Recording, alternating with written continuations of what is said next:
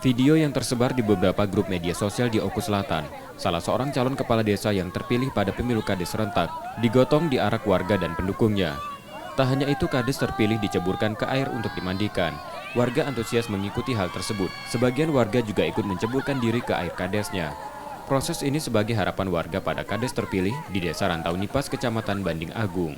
Suherman, Kades terpilih, mengatakan hal itu merupakan kegembiraan dan rasa syukur atas capaian kemenangan suara yang diraih.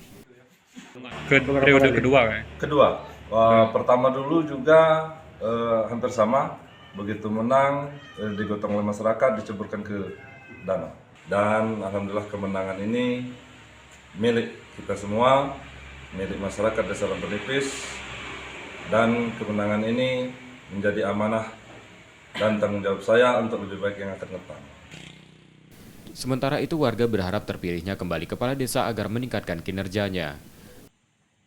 Yang pasti kita berharap untuk kedepannya lebih baik lagi dari yang sebelumnya, lebih bisa meningkatkan kinerja dan layanan terhadap masyarakat bisa lebih ditingkatkan.